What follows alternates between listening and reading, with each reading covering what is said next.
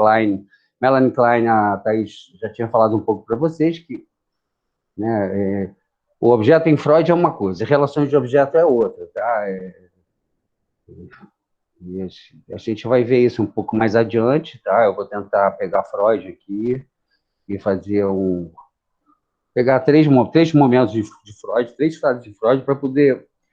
os estudos já teriam o projeto de 1895, depois o livro dos sonhos, né, Tramo Dalton, de 1900, onde ele vai, nesse primeiro momento, né, nessa primeira fase, eu estou chamando, nesse primeiro Freud, a gente vai falar um pouco sobre a teoria da fé. Num segundo momento, nessa segunda fase, ou esse segundo Freud, do livro dos sonhos, onde a gente vai falar um pouco sobre o modelo do desejo, e depois o modelo estrutural pulsional, né, dos três ensaios de 1905 até 1915, até a pulsão e seus destinos, onde ele seria o momento onde Freud desenvolve mais puro, né, o modelo estrutural pulsional. Depois, num quarto tempo, seria o que os autores, o Grinberg e o Mitchell, né? Eu estou seguindo mais ou menos esses autores para a gente, que é mais ou menos o que todo mundo segue, assim, com algumas mudanças, né? Porque esse livro foi escrito em 1983, mas ainda tem algumas contribuições mais contemporâneas, que eu também vou poder falar um pouco, mas... E aí, num quarto momento, seria a teoria da acomodação de Freud, tá?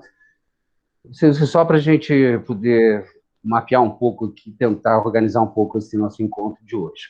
Mas o Pedro me pediu para falar uma coisa que eu gostei também, então, que é menos teórica, teórica e clínica também. Então, vamos lá, Pedro. Não, pois Peraí, rapidinho. Então, o que acontece? Peraí, deixa eu passar o avião aqui. Eu moro perto do Santos Dumont, né? Passam os aviões aqui, não escuto nada. Mas o que acontece?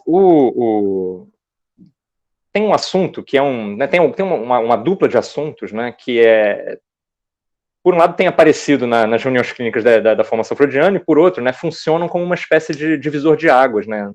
No entendimento das múltiplas tradições psicanalíticas, assim, né? Um é a importância da interpretação, né? O papel da interpretação na clínica, né? E o outro é o problema da relação, da natureza da relação entre o psicanalista e o analisando, né? Quer dizer, especialmente no que diz respeito à simetria e assimetria, ou seja, aquela coisa da proximidade emocional, afetiva, a pessoalidade, né, da relação, né? Tudo isso essas questões, né? Uma das maneiras, né, pelas quais você pode identificar uma corrente, né, o pertencimento de um cara a uma corrente, é a maneira como o cara lida com essas questões, né? Então, eu estava, antes da aula começar, estava meio conversando com o Ricardo, né, sobre... porque a gente estava conversando com o Marcelo também, né, no encontro passado, né, na clínica. Ontem. Ontem. E aí, conversando um pouco com o Ricardo, isso, né, que isso talvez fosse um caminho interessante de encaminhamento, né? Pensar, né, como que essas questões, né, tanto a questão da proximidade, né, ou da simetria ou assimetria entre o analisando e o analista, quanto a questão, né, da interpretação, podiam ser caminhos interessantes para abordar, né, para chegar na abordagem da relação de objeto, né? Foi mais ou menos isso que eu estava pensando, não foi, Ricardo? Mais ou menos isso que a gente está falando. Sim. Então, pois e assim, o que é que está em jogo aí, né? Só para dar uma introduzida, assim, né? Vou falar nos termos mais fenomenológicos possíveis, ou seja, vou falar em termos bem pouco teóricos e bem descritivos, né, do que acontece clinicamente, né? É muito frequente, né, que a questão da proximidade emocional, afetiva, etc., entre o psicanalista e o cliente, paciente, analisando, sei lá, seja um tema, né? Quer dizer, tanto um tema na cabeça dos analistas, quanto um tema na cabeça dos pacientes, né? Que é aquele lance do tipo, né? Sei lá, situações nas quais, que são as situações que têm aparecido, né, nas reuniões clínicas da DFF, e que não é só lá, não é mais particular do nosso grupo, né? Isso acontece, que tô apaixonado, né? O analisando que tá apaixonado, né? O analisando que dá em cima, o analisando que quer ser amigo, que quer conselho, né? Que quer travar essa relação de proximidade, né? Então que busca uma espécie de simetria, né? Você não é, né? Você não está num lugar especial, você não está no outro mundo, você não tem suposto saber, você não é autoridade, né? Você é alguma coisa aqui que está no meu mundo, né? Tem esse pedido, né? Então isso é uma questão, né? E aí seria interessante pensar como que, né, qual é a especificidade dos praticantes dos analistas que se ligam à relação de objeto, né, as teorias da relação de objeto, né, a abordagem diante dessa questão clínica, e a outra questão da interpretação, né, quer dizer, o papel desse momento intelectual, né, na análise, né, esse papel o momento do que no módulo 1 a gente discutiu tanto isso, né, essa coisa né, que era o que a gente lá, né, que eu chamava do cognocivismo, né, ou intelectualismo do Freud, né, que essa coisa, essa mania de não, tem que chegar numa verdade a respeito do inconsciente, né, tem que dar um veredito, né, sobre aquilo que está por trás da mera aparência dos atos falhos e dos sonhos, né? Então, o papel disso na clínica, né, também é um divisor de águas, né, no que diz respeito, até onde eu entendo, né, me corrija depois de caso se estiver errado, no que diz respeito ao diferencial da relação de objeto. Então, podia ser um caminho interessante para abordar, né? Foi um pouco isso. Faz sentido, gente, o que eu estou dizendo? Tá, então. É isso. Ok. Não, sim, eu acho bom a gente poder também forçar um pouco, sair um pouco de uma aula mais teórica. Eu vou deixar um pouco que eu gostaria de poder passar nesses 10 de Freud. Cara, fica à vontade. Não, mas eu gostei dessa. Só que assim, né, isso que o Pedro trouxe é assunto para também um semestre, né? Assim, tem vários autores que a gente está falando. Bom, eu vou começar talvez primeiro pela questão talvez da interpretação. Depois a gente passa pela questão da simetria, tá, Pedro? Ó, claro, sem pretender aqui esgotar, porque, como vocês sabem, o campo psicanalítico é muito vasto, dependendo da linha teórico-clínica, eles vão ter uma posição ou outra, que às vezes não se complementam, né? Eles vão até se contradizem, enfim, ou não dialogam. Bom, a gente tem 3 dimensões expressivas, uma no corpo, afeto, linguagem, né? Pelo menos essas 3. Quando a questão da interpretação, né, na sua origem, a interpretação era isso, é trazer o material, né, inconsciente, aquilo que está, né, que tem que ser revelado, trazido à consciência, o analista vai e interpreta, né, tradicionalmente com a palavra. Então, a palavra, na análise, ela é privilegiada, né, em Freud e tudo mais.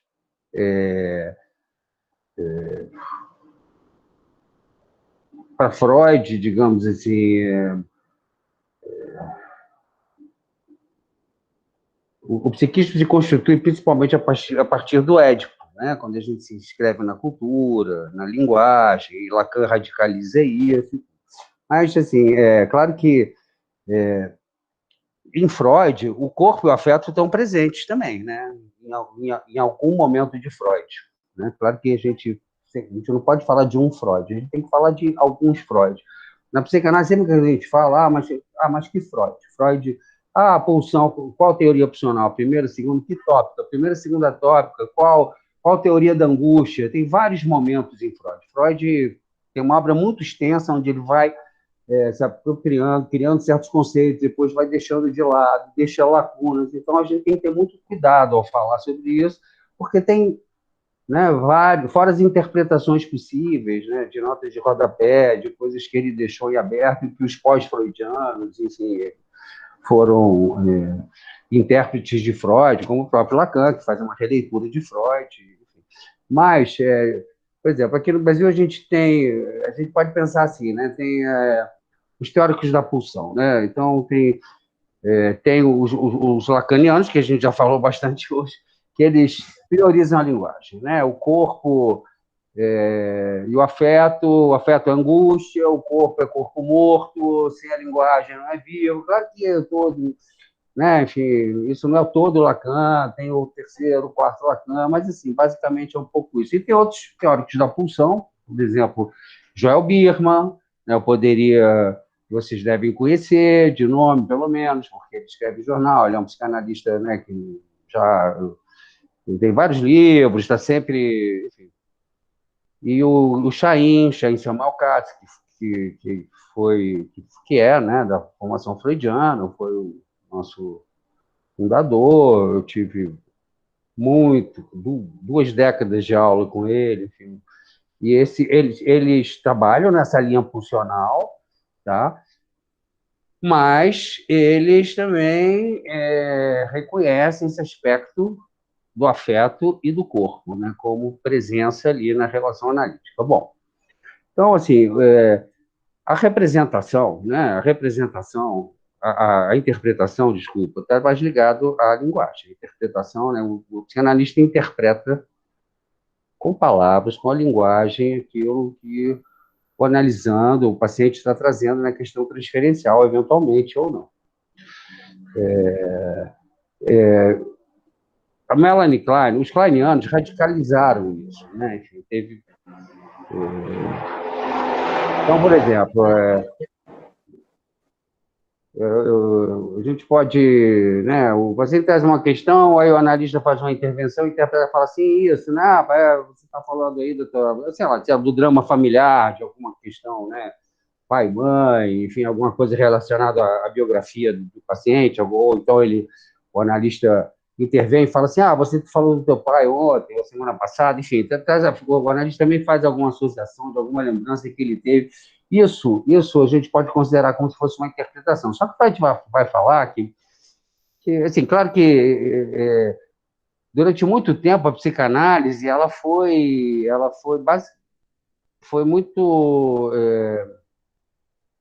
interpretativa, né? E a Melanie Klein, ela radicalizou isso. Até a década de 60, 70, 80, assim, aqui no Brasil, no Rio de Janeiro, tinha uma violência em interpretação. E a interpretação era muito isso, era uma interpretação oral, verbal, né, que o psicanalista fazia da história do paciente, que era trazida para que ele pudesse fazer a síntese, né? Aquele material emergiria e aquilo se dissolveria, enfim, teria algum tipo... Isso simplificando muito, tá? Só que... Então, peraí, posso te perguntar uma coisa?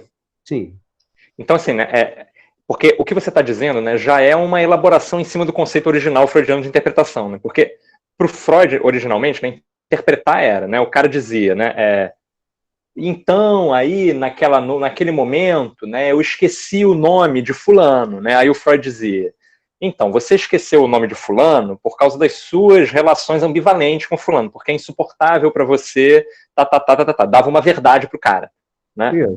Num segundo momento, né, quer dizer, o próprio Freud também fazia isso, mas num segundo momento a gente começou a chamar de interpretação também, né, essas pontuações do tipo, o cara tá falando, tem uma palavra que te chama atenção e aí você sublinha essa palavra, né? Tal coisa, né? Então é um segredo, né? Isso é muito uma coisa muito caricatural lacaniana, né? Um segredo, né? Né? Tal coisa, né? O seu pai, né? Ou sublinha um ato falho, né? Pontua, e que isso também seria interpretação, né? Isso também seria um gesto interpretativo do analista, porque isso trafega na região do discurso, né? Na região da linguagem. Isso. A interpretação mais originária de Freud era isso, né? Então você está falando do teu pai, da relação edípica e tal, né? Pai, mãe, história familiar e tal, o drama familiar do sujeito. O Freud começou por aí, depois, enfim, as questões transferenciais, era uma interpretação verbal daquilo que o paciente estava trazendo. Depois a interpretação foi caminhando, mas basicamente era isso. E isso se radicalizou muito a partir de Melanie Klein, de outros psicanalistas e outros teóricos. Só que isso, enfim, se mostrou pouco... Né, enfim, isso deixava de fora, porque, assim, você saber, né, assim, para tentar trazer isso mais para a relação de objetos, de uma forma que... Né, porque fica difícil eu falar em pouco tempo, assim, é muita coisa, eu não me preparei para falar, então, assim, eu vou tentar ser o mais claro possível e mais objetivo. A relação de objetos, né? Então, se a relação de objetos, ela inclui essas três dimensões expressivas, o corpo afeta a linguagem é uma, né, sem uma hierarquia, talvez dizendo. A relação de objeto se dá muito mais no campo da experiência, né, sem desconsiderar a linguagem. Então, é o que a gente fala um pouco, às vezes, né, também fala assim, você interpretará a transferência ou interpretar na transferência. Você interpreta a relação que está sendo construída ali no encontro entre o paciente e o psicanalista. Alguma coisa acontece ali, tem um acontecimento que acontece naquilo, que é atravessado pela linguagem, pela história, por algo que se presentifica, pelas transferências, né, clássicas, no sentido dos primeiros clichês estereotípicos, as primeiras experiências amorosas, que se repetem ali. Mas, assim, você falar para o teu paciente, olha, você está fazendo o que o teu pai está fazendo, o que tua mãe está fazendo, tá bom, eu estou fazendo o que o meu pai está fazendo, e daí? Né? Assim, é uma experiência muito seca. Isso não produz, isso a própria psicanálise, né? Assim, claro que o Freud estava começando, não estou dizendo que isso seja inócuo, não, mas isso assim, não é suficiente. Né? Enfim, então a psicanálise foi cada vez mais deixando, foi ficando a psicanálise e os psicanalistas, né? Ou pelo menos assim, né? Os bons psicanalistas. Eu tava conversando essa semana com um psicanalista aí, que fez uma live esse fim de semana, e aí eu estava conversando com ele e falei, mas olha, tá, você... Então, a gente estava falando da questão da pulsão de morte, que a gente pode falar mais à frente também, porque agora está fazendo 100 anos além do princípio do prazer, né? É o centenário, está tendo vários eventos, inclusive, sábado teve uma live muito interessante no Círculo Psicanalítico, falando sobre você acredita na pulsão de morte, que era uma colega que era uma greeniana, que falou sobre, do ponto de vista do André Green, muito teórica, muito raivosa. Depois o Otávio Souza falou sobre Lacan e Winnicott, e depois o Cláudio Figueiredo foi quase um depoimento sobre a questão da pulsão de morte da teoria. Foi muito rico, eu gostei muito dessa história, a gente vai falar um pouco mais adiante, mas enfim, voltando na questão da, da interpretação, então assim, é uma questão que é que é a transferência, né? É uma relação de um objeto com um sujeito. Um objeto são duas pessoas se relacionando. Isso diz muito mais da experiência. Então, assim, por exemplo, se a pessoa teve algum problema, eu estou sendo muito simplista aqui, tá, gente? Mas se a pessoa tem algum problema lá com o pai, com o papai e mamãe, que teve, tá? Estou falando papai e mamãe de propósito, né? Então, lá, com o infantil, ora, isso deixou suas marcas, vamos dizer assim, né? Deixou uma marca no corpo, principalmente no desenvolvimento emocional, e também, óbvio, né? Ele consegue representar em termos de representação palavra, mas é uma experiência vivida que deixou suas marcas, né? Suas marcas. E é isso que tem que ser vivido numa relação analítica. Não é falar. É claro que você fala, assim, não, eu dou um livro para vocês, vocês leem Freud, tudo, e não precisa fazer análise. Claro que eu estou sendo muito... Estou radicalizando aqui. Né? Então, você não tem que explicar. O Freud até falava, o paciente faz a síntese. Claro que Freud estava ali interpretando e falou assim, não é o analista que tem que ser explicativo. O analista faz lá uma marcação, mesmo a nível de interpretação. Né? Olha, teu pai fala não sei o quê. Aí o paciente que tem que fazer a síntese. Mas é mais do que isso, é uma experiência vivida na relação transferencial. Então, por exemplo, principalmente, por exemplo, confiança, né? Sei lá, ter uma escuta, alguém que, né? Ou até uma agressividade vinda do analista para ele poder fazer corpo, fazer uma continência, tudo isso se dá não só no registro da interpretação da palavra, mas se dá no registro de uma experiência, no corpo e no afeto, que é vivido ali naquele processo de análise, com os encontros com o analista, que empresta o corpo, que empresta, né, os seus afetos também, que está sendo afetado, literalmente afetado. Só que, e aí, acho que posso pular agora para outra questão da simetria, né, só que você ali, né, o Ferenc fez a análise mútua e abandonou, porque, embora tenha tido algum sucesso, ele acabou... Porque é isso, é uma relação assimétrica. Né? Uma relação assimétrica não quer dizer uma relação de assujeitamento. Né? Foucault ensina para a gente, toda relação é uma relação de poder, só que na relação do analista é uma relação de assimetria. Porque tem uma demanda de alguém que está sendo né, dirigido a alguém. Se o outro também começa simetricamente a colocar suas demandas, vira, sabe, vira assim, então vamos para um bar beber. Claro que a gente pode pensar o final de uma análise como assim, né? Até porque tem uma série de coisas. Quando a gente vai procurar um analista, tem idealizações, tem questões transferenciais, né? Que tem que ser dissolvidas aos poucos, né? Então, assim, essa simetria ela se faz necessária. Isso não quer dizer que esteja uma relação de poder, de assujeitamento. Não, tem uma diferença. Eu vou lá, né, eu tenho demandas, né, tenho amor, agressividade, ódio, uma série de questões que eu estou levando ali que o analista tem que me escutar, o analista tem que escutar e poder. Né, não pode ter uma simetria, porque senão, né, daqui a pouco ele está sendo meu analista, aí não dá. Claro que isso não quer dizer que em algum momento o analista não possa ter uma relação mais simétrica, mas isso tem que ser técnico, tem que ter um sentido, né? No processo de análise. Tem que ter né? Não é que o analista tem que ficar como um cirurgião, ascético, não. Ele está investido também, né? Contra-transferencialmente, está ali se afetando, esse negócio dessa tela plana, né? Que lá do primeiro Freud, isso também não se mostrou muito pouco eficiente, quando eu não diria até traumático, né? Porque essa uma certa hipocrisia com o Kefelix, ou um certo distanciamento do analista, é uma coisa muito fria, né? Muito super-egóica, às vezes. E isso entra em questão, né, justamente, as duas questões, né, a questão do papel da interpretação e esse papel da simetria, estão meio juntos, né, porque o que acontece, né, desde um ponto de vista da prática clínica, se o que você está fazendo, né, se você está sentado lá, emitindo verdades para o cara, ou seja, interpretando puramente, essa sua atuação analítica puramente interpretativa, essa assimetria fica muito clara, né?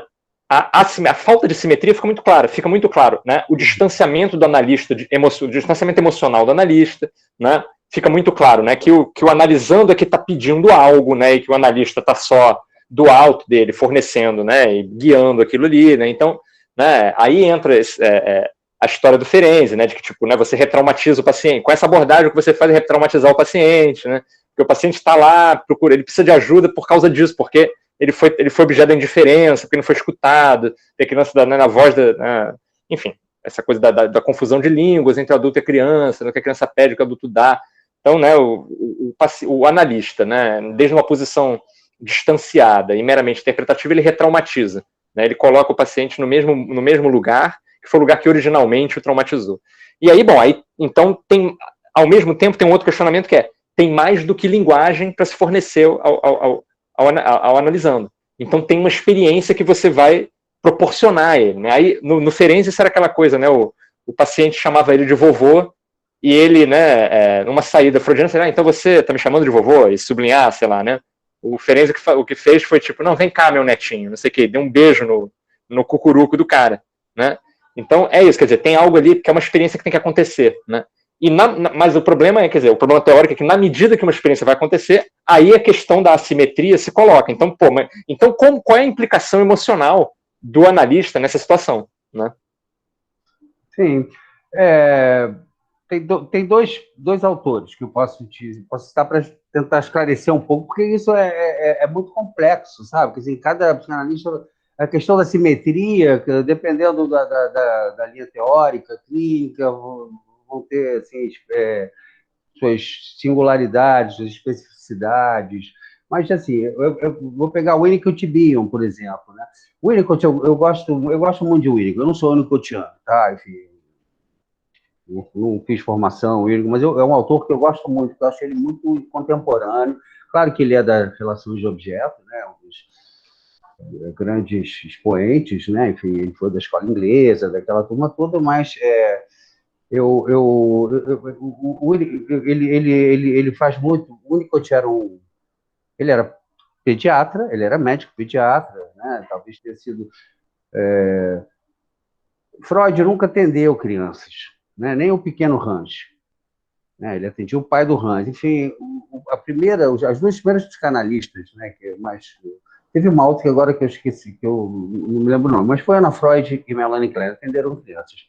E aí cada uma desenvolveu toda né, uma teoria e técnicas, né? O brincar, a Melanie Klein, a caixa de brinquedo, enfim, toda uma linha teórica e técnica para tratamento de crianças através da psicanálise.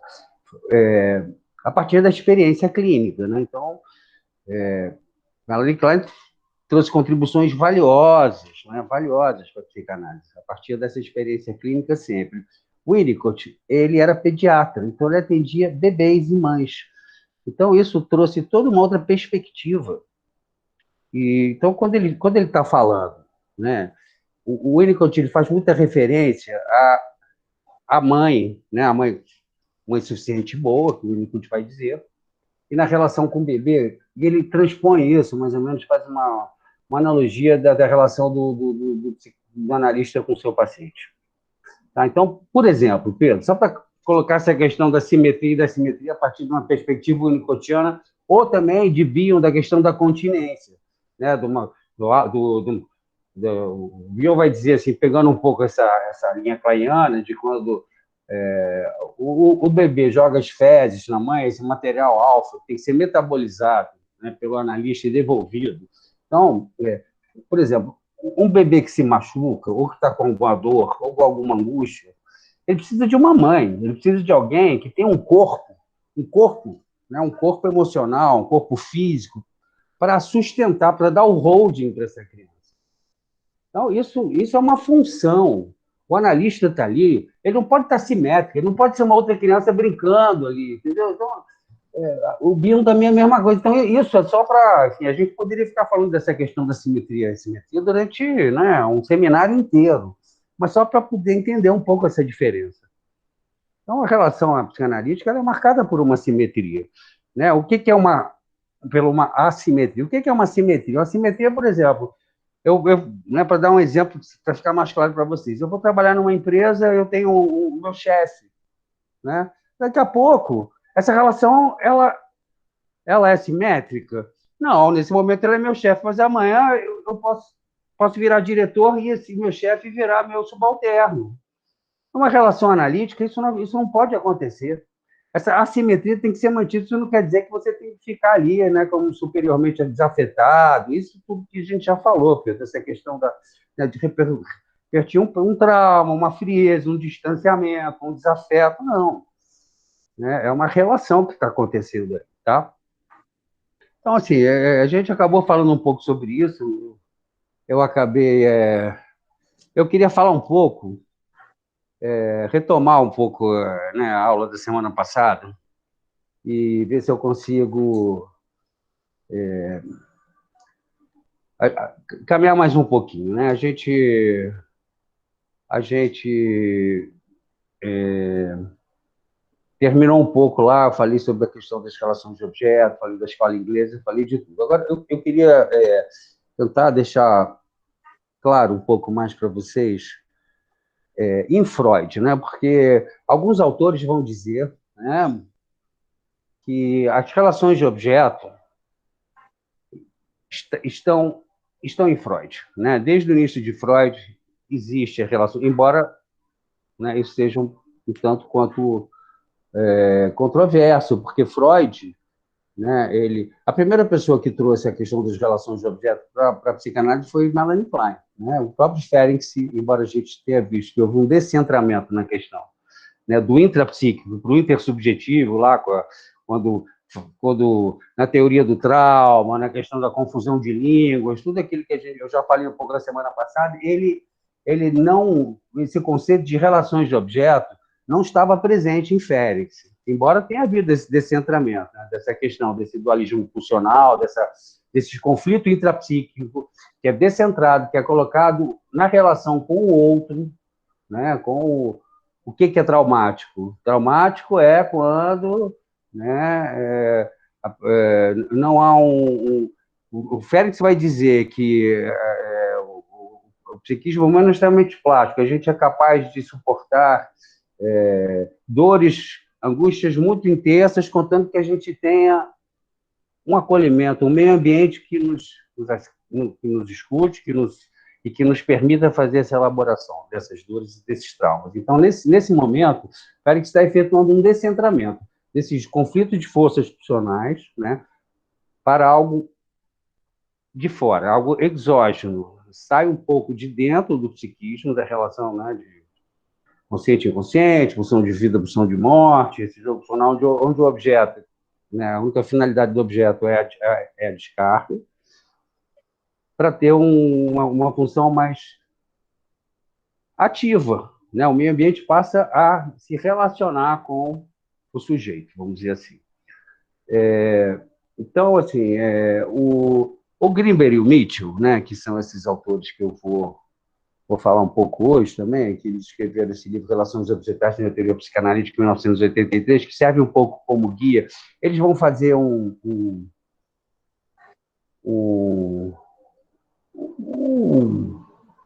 arqueologia, digamos assim, né? Um acompanhamento da obra de Freud. Né? Eles vão dividir Freud em 4 fases, né, inicialmente. E para tentar... claro que isso é uma estratégia, eles estão falando das relações de objeto, eles estão querendo mostrar, né, como Freud, em algum momento, ele vai mudando o seu aparelho, o seu arcabouço conceitual ao longo da sua vida, da sua obra, tá?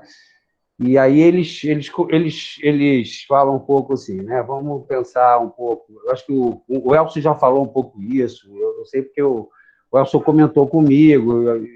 Teve a questão das contribuições conceituais do Thomas Kuhn.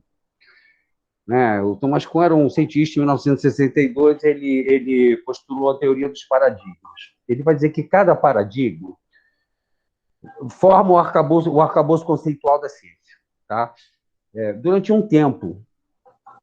E depois, a cada novo paradigma, surge um outro paradigma que substitui esse arcabouço conceitual. Tá? Então, ele vai dizer assim, que um pouco, né, não é exatamente a mesma coisa, do conceito de episteme em Foucault.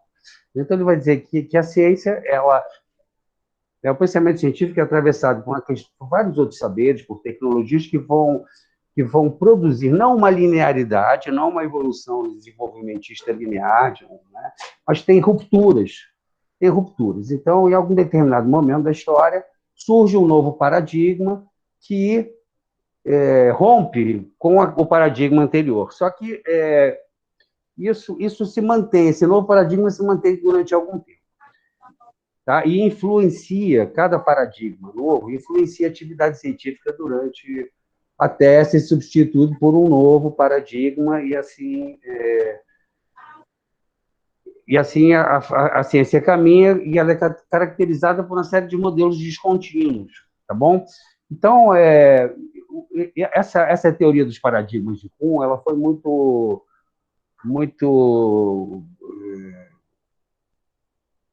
contestada até na época, né? Então, assim, teve alguns pensadores que disseram que aí, embora para as ciências exatas, para as ciências naturais, essa teoria do paradigma de Kuhn não tenha tido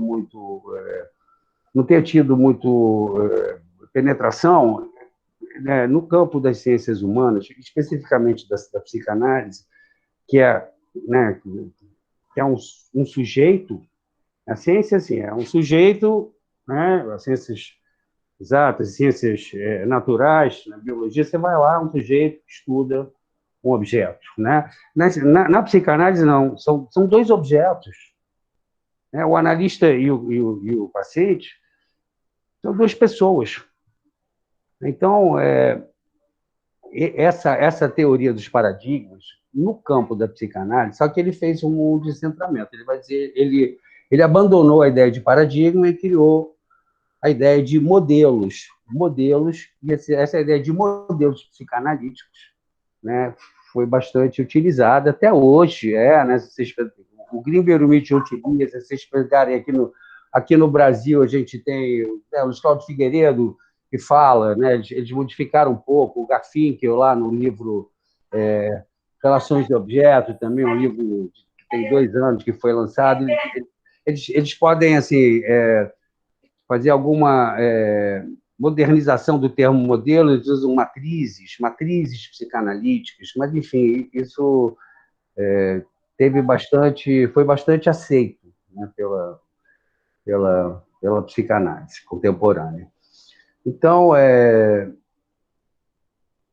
eles vão dizer que, o Kuhn vai dizer que quando tem essas quebras, né, esses novos paradigmas, ou no caso da psicanálise, esses novos modelos, alguns autores se mantêm leais e outros não. Tá? Então, na psicanálise isso é bastante verdadeiro. Né? Então, tem alguns autores psicanalistas que se mantêm leais a determinados conceitos freudianos e outros não. Tá? Então, por exemplo, para pegar a escola inglesa, né, que a gente falou assim, a semana passada um pouco nessa questão dos teóricos das relações de objetos, né, da escola inglesa. Por exemplo, o Balint, né? Balint, ele se mantém fiel à questão da sexualidade em Freud, né? Ele trabalha algumas questões, ele rompe com Freud, mas ele se mantém fiel na questão da sexualidade. Ferber, ele rompe radicalmente com vários conceitos freudianos. Na questão da pulsão de morte, por exemplo, né? O Winnicott não trabalha com esse conceito de pulsão de morte, que era muito caro a Freud. E, enfim, cada autor, né, desses modelos pode se manter leal ou pode fazer uma ruptura radical com a psicanálise freudiana. Tá? Então, eu vou tentar falar um pouquinho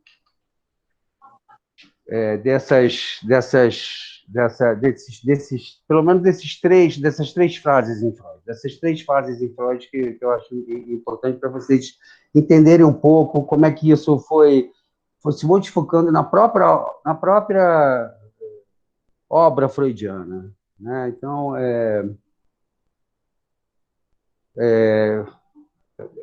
talvez seja importante também lembrar um pouco que a gente conversou na semana passada, assim, que as teorias psicanalistas elas operam com modelos que refletem também uma metafísica, né? Que tem uma questão de natureza. Lembra que eu falei assim, tem uma certa metafísica. Então, uma visão de mundo. Né? Então, por exemplo, vamos falar um pouco sobre a pulsão de morte, que é um tema que está muito atual agora, né? André, que eu estou vendo aí, você que vai falar sobre, além do princípio do prazer, André?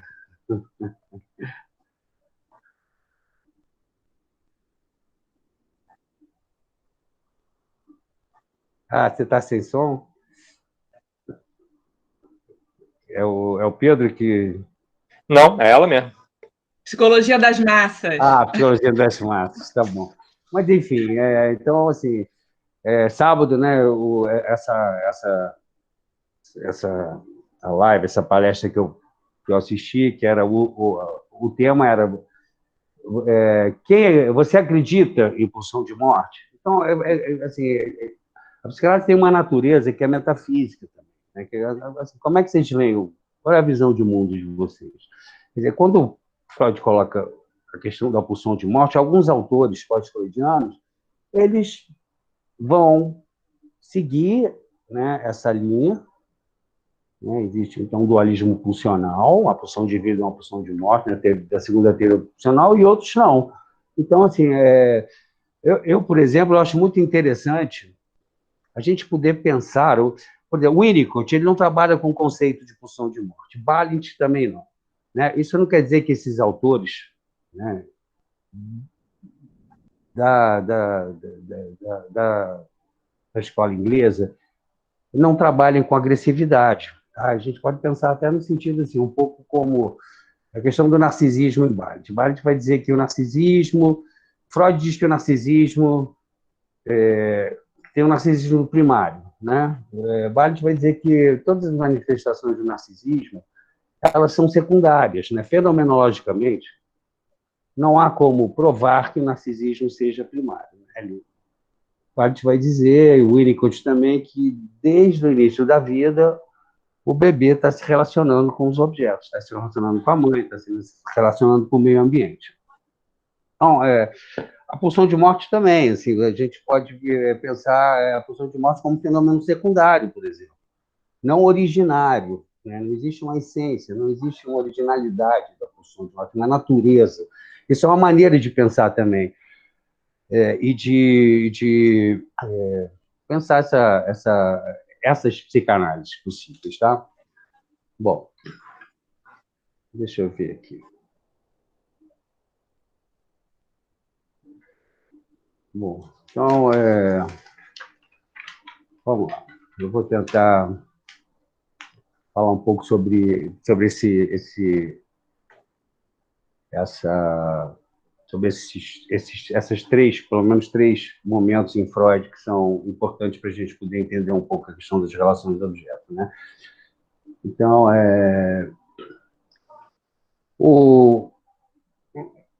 os autores vão dizer o seguinte, né? A gente vai dizer o seguinte, que tem Freud, ele caminhou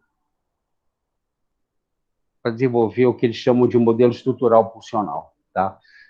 Então, no modelo estrutural pulsional em Freud, né, que chegou no seu auge, no seu momento mais puro, entre 1905, os três ensaios, até 1915, mais ou menos, né, quando ele começa a escrever sobre o narcisismo e depois a pulsão e seus destinos, ele estaria no auge do modelo pulsional, que depois ele vai também modificando para chegar num quarto momento de Freud, onde eles vão dizer que seria a teoria da acomodação, onde Freud retoma um pouco esse modelo inicial que eu vou falar agora.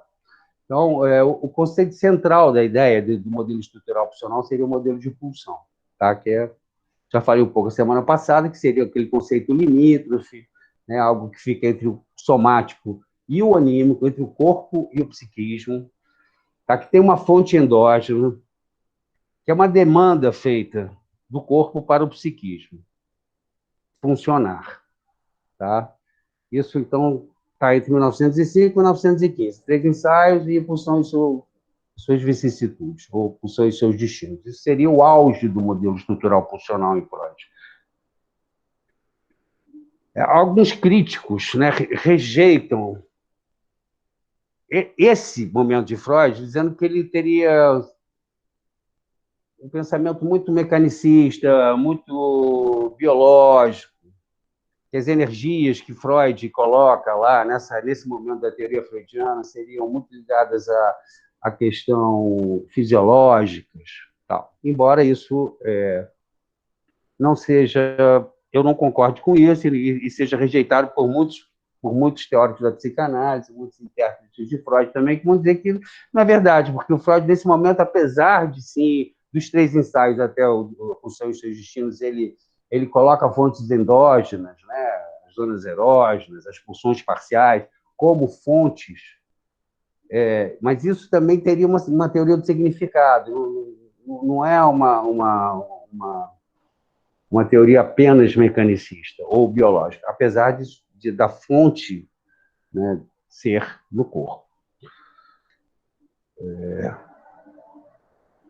Então, Freud vai dizer nesse momento que a teoria das pulsões é a nossa mitologia. Tá? Então, mais uma vez, é uma construção, é um construto teórico de Freud, né?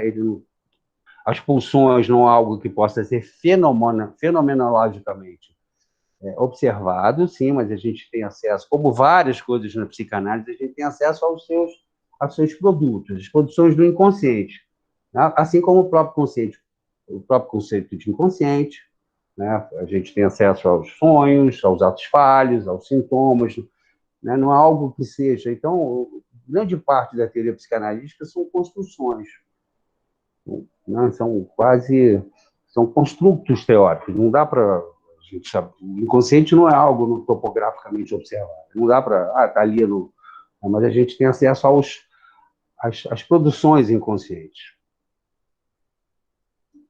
E apesar de alguns críticos dizerem que Freud, né, foi muito mecanicista nesse período, eu penso que não. O próprio conceito de pulsão, ele fala também, né, um pouco, como eu falei hoje no início da aula, dessa questão do afetar-se. A gente não... a linguagem é uma das dimensões expressivas do humano. E em Freud isso está. O Freud também ele está falando ali do corpo, ele está falando do afeto, assim como alguns teóricos da pulsão, né? Claro que os lacanianos radicalizam, né, a questão da representação da linguagem, né, mas tem vários outros que incluem também essas outras dimensões expressivas, não só a linguagem, não só a representação, não só a linguagem, mas também o corpo e o afeto. Bom, ao longo de toda a obra freudiana, né, Freud fez várias mudanças no arcabouço da teoria, mas ele manteve alguns princípios fundamentais, né? Então, o que eu vou falar agora sobre Freud, eu não pretendo aqui reduzir Freud a uma única teoria, tá, gente? Então, quando a gente está falando de Freud e de psicanálise em geral, a gente tem que falar assim, bom, mas de que Freud? Está falando de angústia. Qual teoria da angústia? Qual tópica? Primeira, segunda, enfim.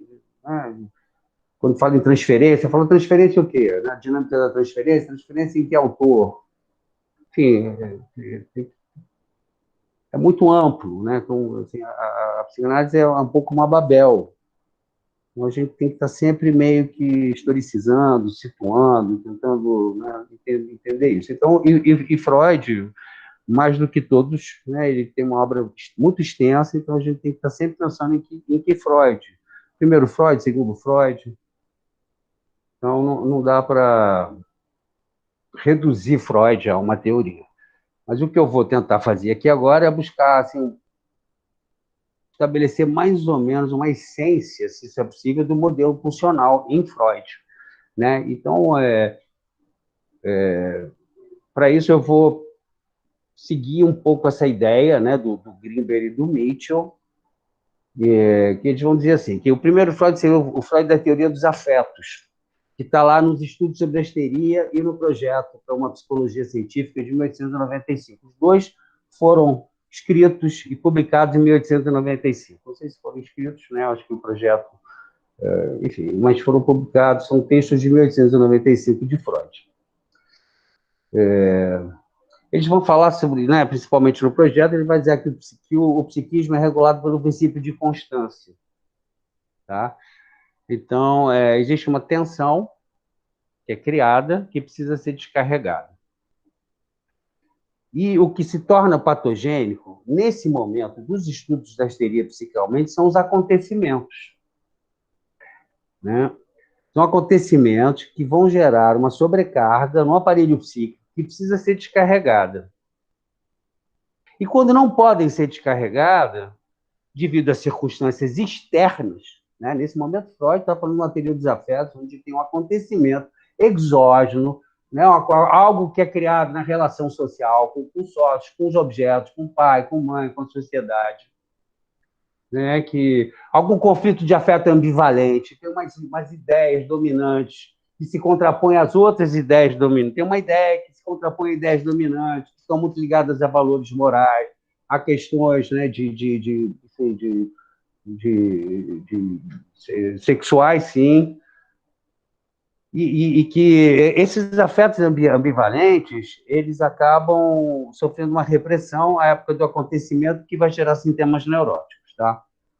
Então, a gente está falando desse momento, desse primeiro Freud, lá, catarse, abreação, né? Ideias conflitantes que sofrem uma repressão por conta, né, do objeto não ser adequado, então eu não posso, né, me apaixonar pela mãe, pelo pai, por questões externas, sociais, valores, modelo, embora não seja, Freud não reduza isso, mas é principalmente isso nesse primeiro Freud.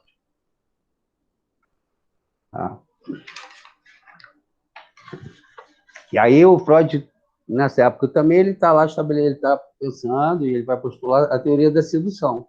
Né? Ele está lá clinicando, ele está observando que a maior parte dos pacientes trazem relatos de sedução infantil, etc. e tal. Né? Então, de novo, mais uma vez, tem algum agente externo que causa esse conflito que vai demandar algum tipo de de repressão que vai gerar todos os sintomas neuróticos. Ok? Então, isso seria o primeiro Freud, né? A teoria dos afetos. Então, vocês podem ver que, nesse momento, o objeto, dentro dessa perspectiva de relação de objeto, né? Não objeto como objeto da pulsão, né? Que é o objeto em Freud, né? Na obra toda de Freud, seria isso. Ele... O que Freud está dizendo? Né? Que essa relação com os objetos do mundo, embora ele não use esse termo, a relação de objetos está presente nesse primeiro momento de Freud. Né? Então, alguns autores vão dizer, a Gregrinha, aqui no Brasil, a Camila Junqueira, se eu não me engano, ela fala, né, no livro dela sobre a Gregrinha, fala assim, olha, não, a relação de objeto está presente em Freud. Está sim, ele está conceituado como relação de objeto, mas nesse primeiro momento, dos estudos da teoria, do projeto, tudo, é isso. Freud está dizendo que o que deve ser reprimido é algo da ordem do acontecimento, da ordem do intrapsíquico com o intersubjetivo, vamos dizer assim. Tá? Então, Ricardo, pode falar.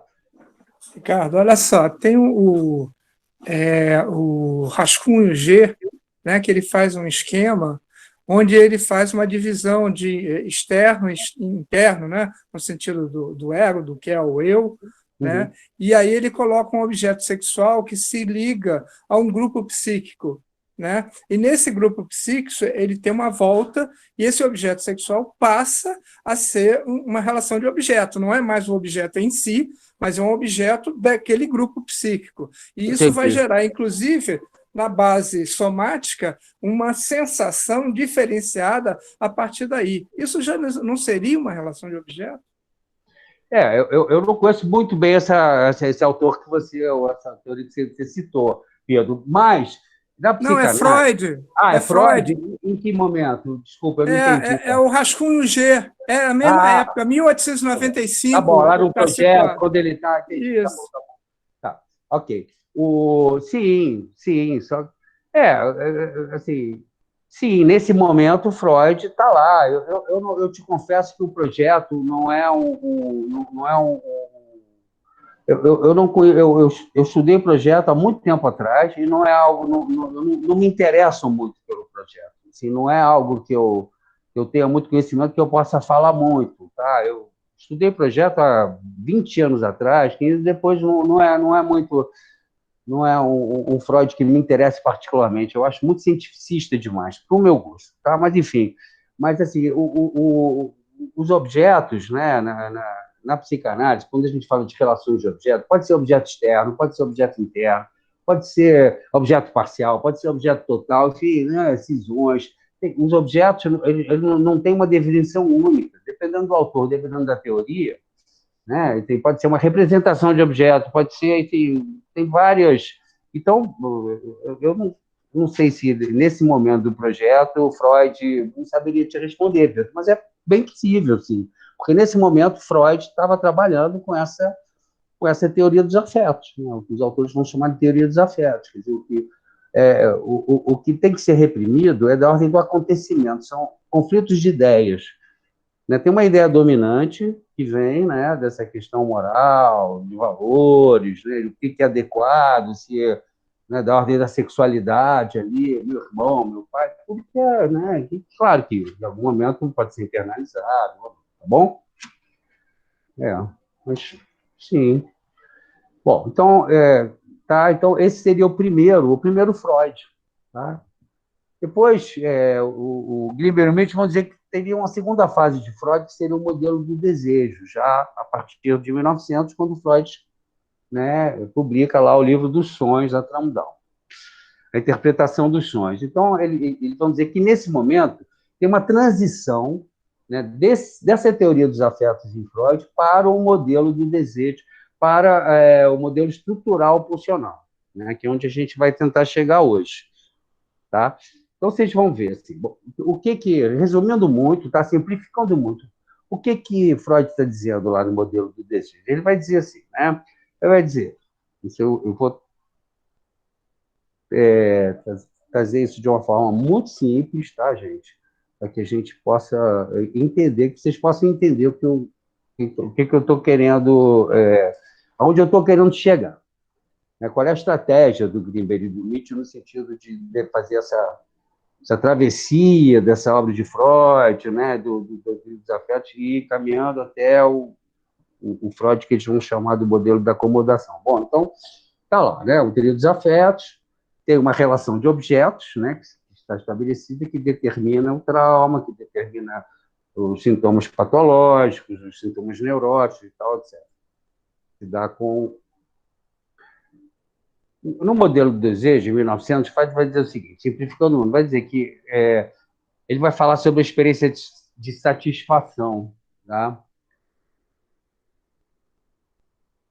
E ele vai dizer o seguinte, que, bom, tem a primeira mamada teórica, né, que é a primeira experiência de satisfação, seria essa primeira mamada teórica, que não é um momento, não é um acontecimento, mas uma série de experiências que o bebê teve, que aquilo deixa uma marca de satisfação, né, e que, nesse momento, o desejo seria, né, retornar a essa experiência de satisfação, claro que pelo bebê, que ainda não tem condições, né, anatômicas de, né, de ação, de se mobilizar, de se movimentar para realizar aquilo que ele, né, satisfazer o seu impulso nesse momento, né, de mamar, digamos, essa experiência de satisfação que ele...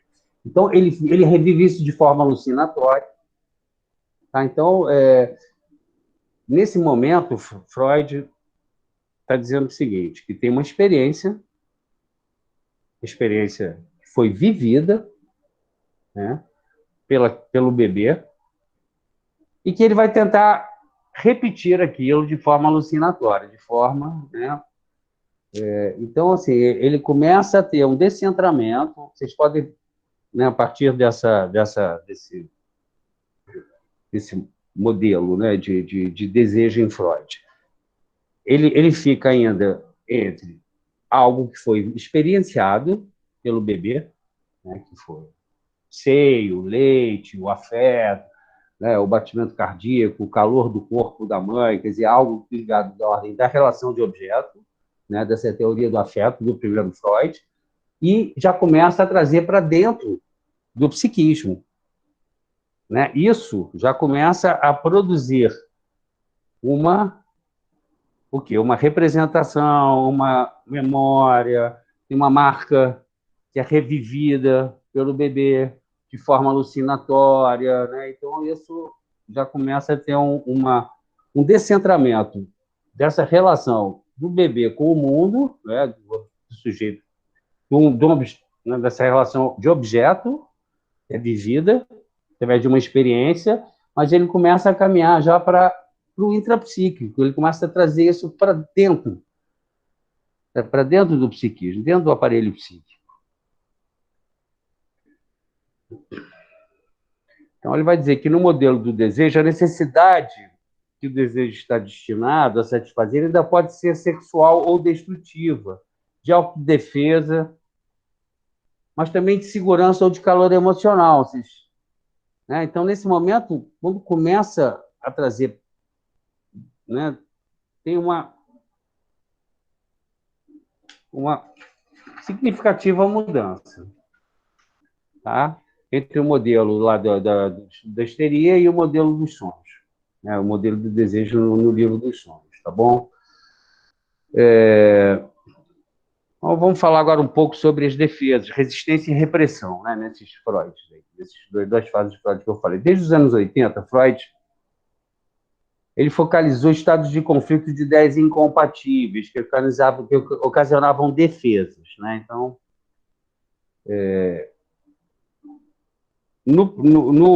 nesse primeiro Freud, a exclusão intencional de certas ideias da consciência eram carregadas de afetos desagradáveis.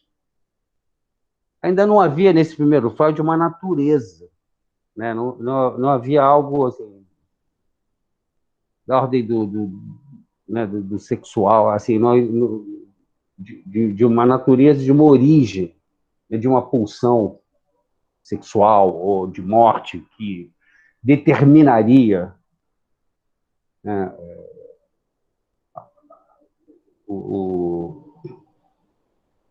as ideias que as tornavam desagradáveis. O que tornava desagradável nesse primeiro Freud eram as situações que eram vividas. Não era a origem sexual ou destrutiva, não era algo originário que estava dentro, endogenamente, né, como no Freud posterior, tá? O que importava era o aspecto dinâmico. Né? Cada mecanismo de defesa gerava diferentes psiconeuroses. Então, dependendo de uma coisa e tal, né? Aí seria uma fobia, seria um processo, né, compulsivo, enfim, etc. e tal. Nesse momento de Freud, o que torna uma ideia incompatível é o desprazer para o ego, para o eu. A massa dominante a massa de ideias dominante nesse momento tem grande quantidade de poder na economia psíquica, tá? Então, assim, esse conflito, né? O eu, ele fica nesse conflito e reprime, né? A massa que tiver mais economicamente mais energia, mais força. Então, a ideia é banida para o inconsciente, né? A gente ainda está lá na primeira tópica, e o afeto fica livre, o afeto fica livre circulando para exercer seu efeito patogênico, vai se associar a uma outra ideia, ou vai ser deslocado para cá, né? Então, a gente está lá nesse primeiro momento ainda de Freud.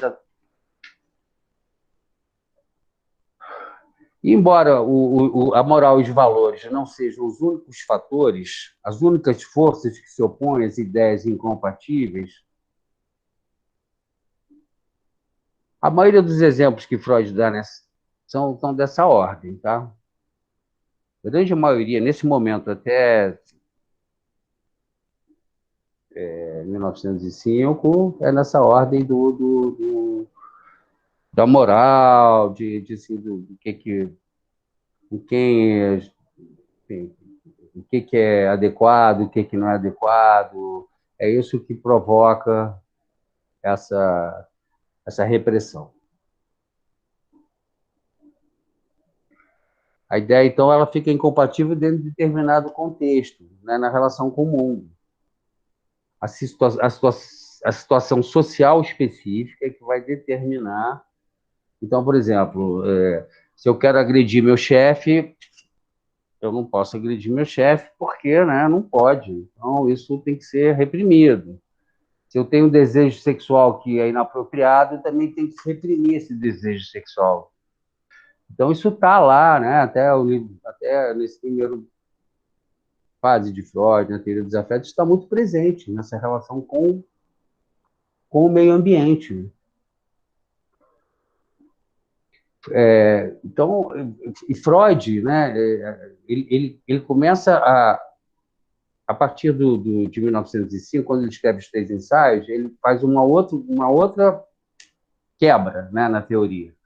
Ele também vai cada vez mais caminhando para esse modelo estrutural pulsional.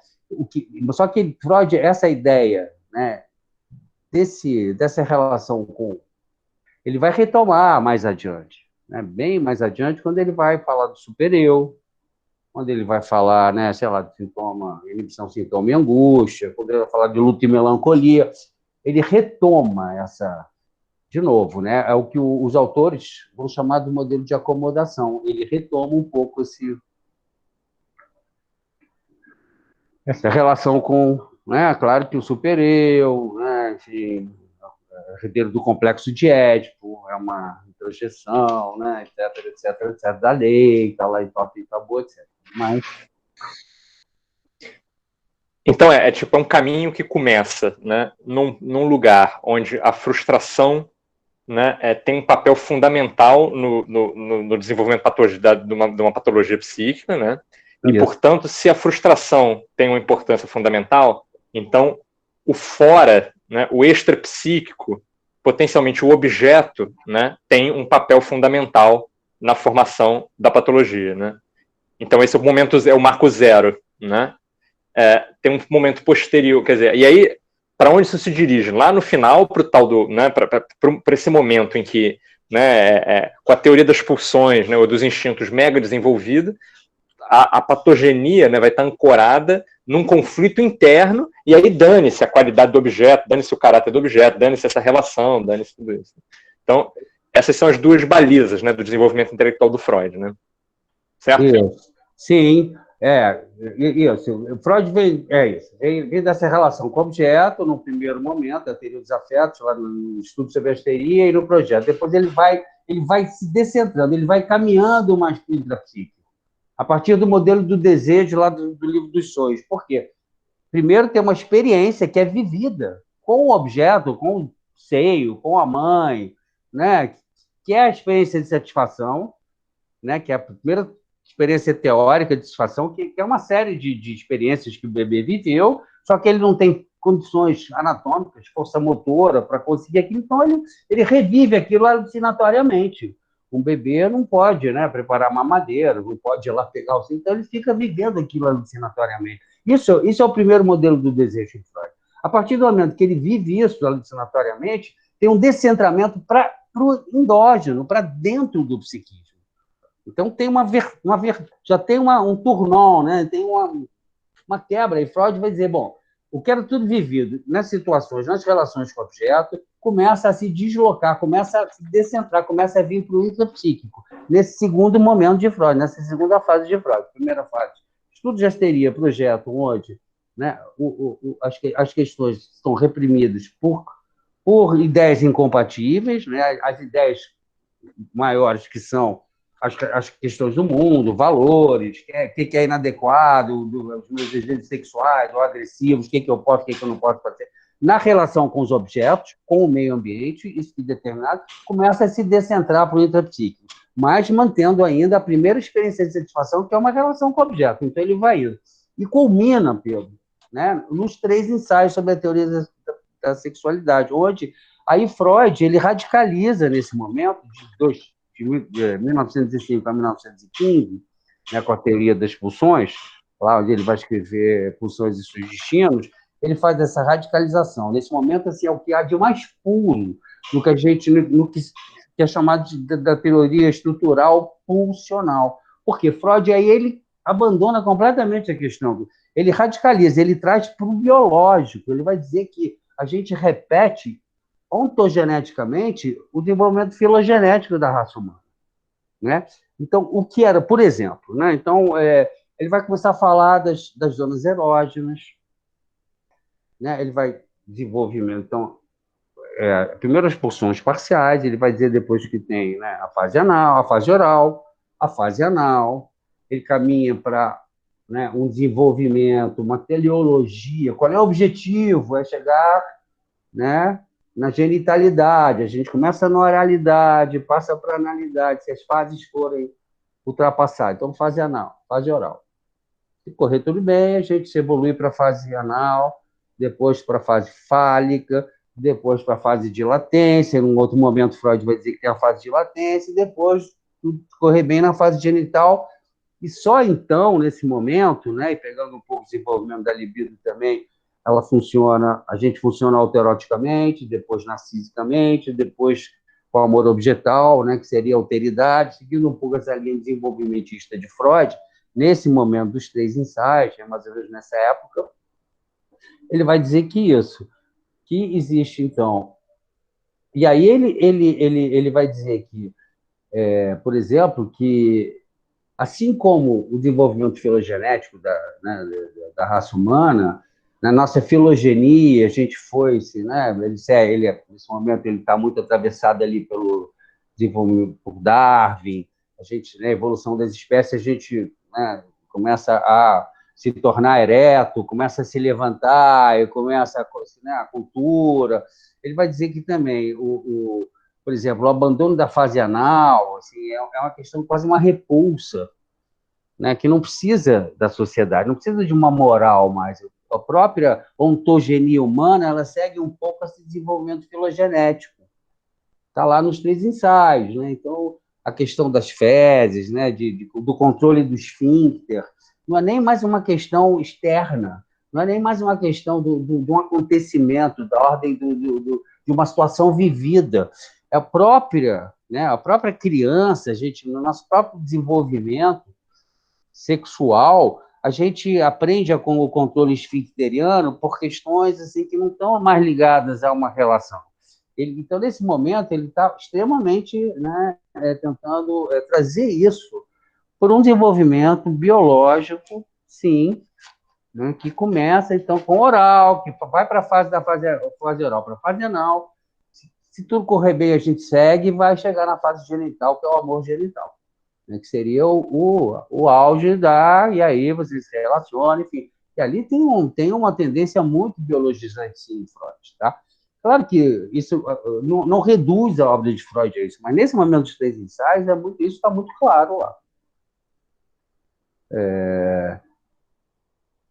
Então, os fatores repressivos estão muito mais ligados a nojo, vergonha, repugnância, pela própria constituição desenvolvimentista do corpo, né? Então, assim, eu controlo meu esfíncter, então vai lá, a criança tem que controlar o esfíncter, tem que fazer, né? Não é mais uma questão tão ligada a uma... As zonas erógenas se organizam nesse momento visando o desenvolvimento do sujeito.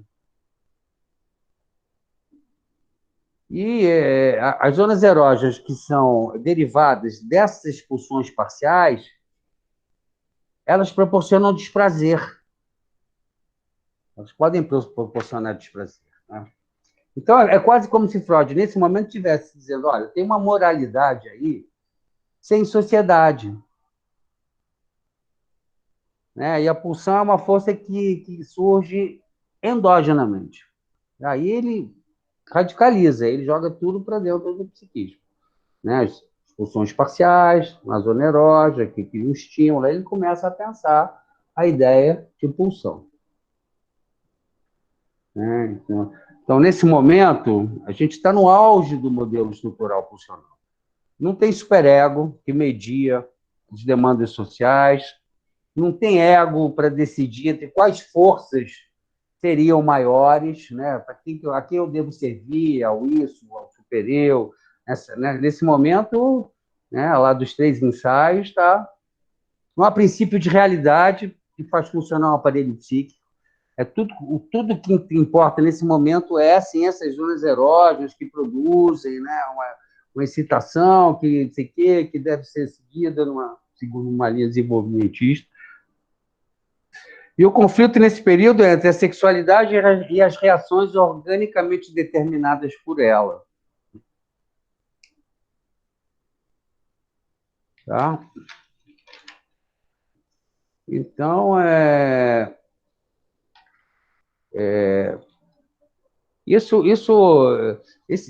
nesse momento, Freud ele está assim, né,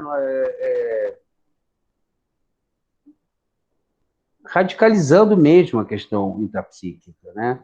Só que, óbvio, isso se mantém lá durante esses períodos, né, lá dos 3 ensaios. Depois ele começa a se deparar com certas questões, né, clínicas que obrigam Freud a seguir. Mas, assim, claro que Freud depois retoma a questão do objeto. É claro que quando eu estou falando aqui, porque assim, a gente falar hoje, né, eu estou falando de vocês já 2 aulas que eu estou falando de relações de objeto, estou tentando falar, né, porque é um tema também bastante amplo. Assim, Freud não usava assim, esse termo relações de objeto para Freud é o objeto da pulsão. Né? Objeto, na psicanálise, lá na teoria freudiana, é objeto da pulsão. Né? Freud, Ferenczi, né? Começa a se falar em relações de objeto com Melanie Klein, né? Que é o objeto cindido, sei o bom, sei o mal. Né? Aí começa. E mesmo a Melanie Klein, né? A Melanie Klein ela é extremamente fiel, apesar dela romper. Ela, por exemplo, a Melanie Klein não fala nessas fases. Né? A gente tem que pensar o seguinte, né? Freud, então, ele pega essa ideia que está nos 3 ensaios, ela se mantém, né? E embora Freud abandone, né, a,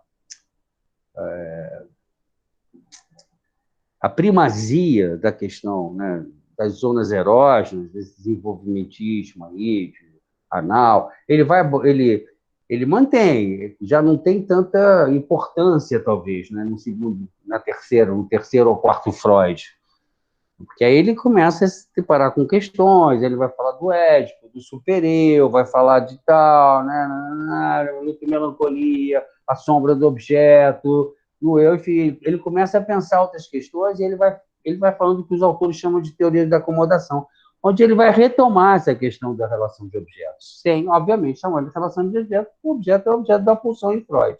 Né? Quando o Karl Abraham, ele radicaliza essas fases que está nos 3 ensaios. Né? Ele radicaliza, ele vai ter que aumentar, porque é analfádico, não sei o que a Melanie Klein também, ela segue um pouco essa linha, mas ela rompe com a questão das fases. Ela propõe a teoria das posições.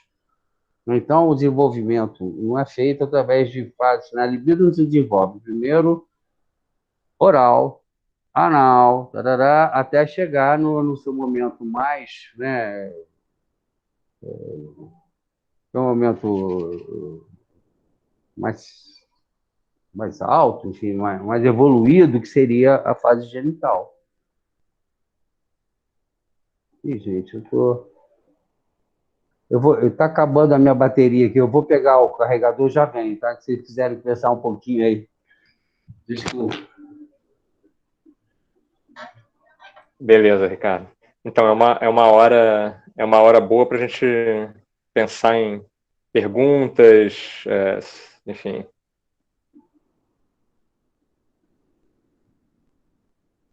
Essa parada dos 2 polos, né, do desenvolvimento intelectual, né, os 2 polos do desenvolvimento teórico do Freud no que diz respeito, né, à importância do intrapsíquico e do extrapsíquico, isso está claro, né?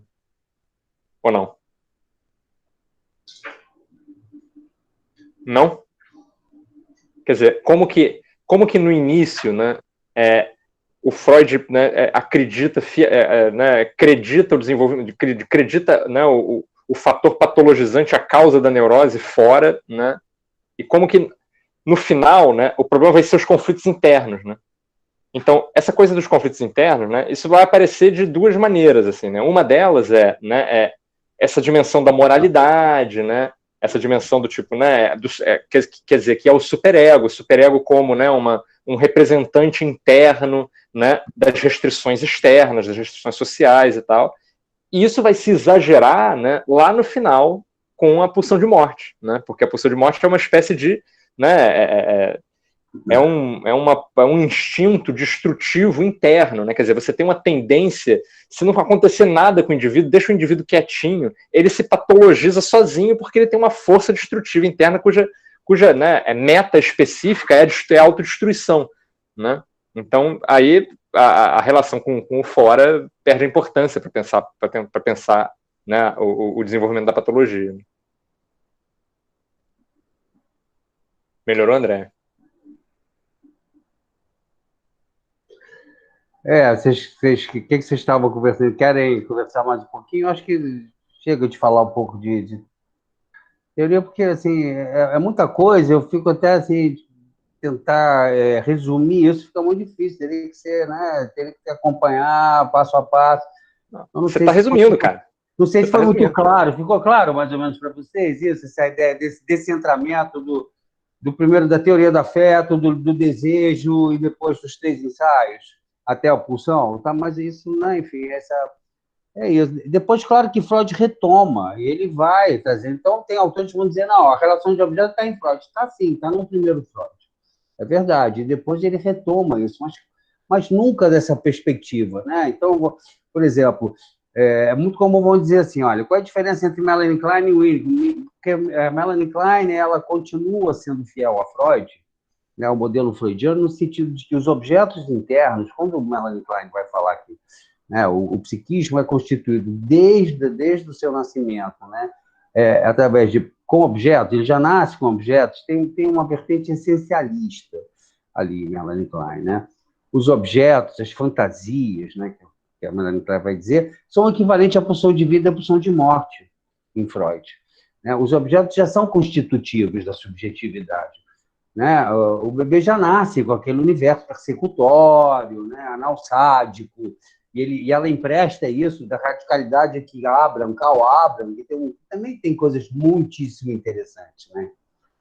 E ele pega essa questão das fases, anal, né? E ele começa a subdividir, ele também muda um pouco a cronologia para caber todas essas subfases que Abraham vai trabalhar. E Melanie Klein pega isso e também radicaliza, mas ao mesmo tempo ela rompe. Ela rompe com Freud em determinados aspectos, mas não nessa questão da destrutividade da pulsão de morte. Ela rompe, então, no Édipo, ela vai dizer que tem um Édipo que é anterior ao complexo de Édipo, tem um Édipo, né, primitivo, na criança, vai dizer que os objetos existem, só que são objetos ainda quase inatos. Né? Quem vai caminhando mais com isso é Balit, Winnicott, Fairbairn, que estão ali, que eram contemporâneos de Melanie Klein, ali na Inglaterra, na Universidade Britânica, né, e que começam a pensar, e desses autores todos, né, assim, os autores todos não, estou pegando esses 3 autores, né, que são Balit, Fairbairn e Winnicott. Esses 3 autores, eles estavam ali escrevendo mais ou menos juntos, embora eles não citem muito, né? Não se citam. Tem conceitos muito parecidos e muito interessantes. Eles estavam ali, né? Em Londres, embora o Fairbairn estivesse em Edimburgo, na Escócia, mas ele era da sociedade inglesa, né? Da sociedade dos canais ingleses, eles apresentavam trabalho juntos, conviviam ali, né? E tem diferenças também muito radicais. O Balit, ele era fiel a Freud, a questão da sexualidade. Balit vai dizer o seguinte, né, que ele reconhece, né, a pulsão sexual, a questão da sexualidade, mas ele não reconhece a questão da pulsão de morte. Né? A questão do narcisismo, como eu estava falando em Balit. Em Freud vai dizer assim, né, primeiro tem as pulsões se organizam autoeroticamente, né? Depois narcisicamente, e só, né, mais na frente se constitui o amor objetal. Né? Então, seguindo um pouco essa linhagem aí das fases orais, é um pouco assim. Então, primeiro, né, fase oral, anal, e se tudo correr bem, a gente vai chegar na fase genital, onde a gente vai poder se relacionar com o outro. Porque se a gente se relaciona não, a gente fica meio ali né, nessa coisa meio ainda que não se abre para o mundo, né? Essa genitalidade seria o amor mais evoluído, seria quando a gente estaria pronto para se relacionar com o outro genitalmente. Isso está nesse Freud, né, dos 3 ensaios. Claro que, né, tem que historicizar, era 1905, Freud já tinha, né, hoje pensar isso é quase um absurdo, pensar na homossexualidade como, né, um narcisismo, enfim, tem questões que hoje de identidade de gênero que são impensáveis, que a psicanálise não pensa mais isso, né, e sempre lembrando que Freud foi, né, enfim, ele foi muito... assim, para a época dele, assim, né, ele tem uma carta que ele escreveu para a mãe de um paciente homossexual, que é uma coisa maravilhosa, assim, totalmente, enfim, né, comovente, assim, ele está ali, né, ele fala, olha, não tem nada de aberração teu filho, enfim, um negócio que é impensável em 1900 e poucos. Né? É muito fácil hoje, em 2020, falar, perversão, não sei o quê, né, desvio. O Freud era assim, extremamente, né, progressista assim, para a época, muito.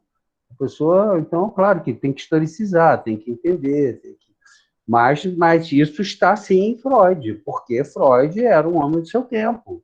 Ele era atravessado, né, por Darwin, pelo terceiro evolucionista, pela física newtoniana.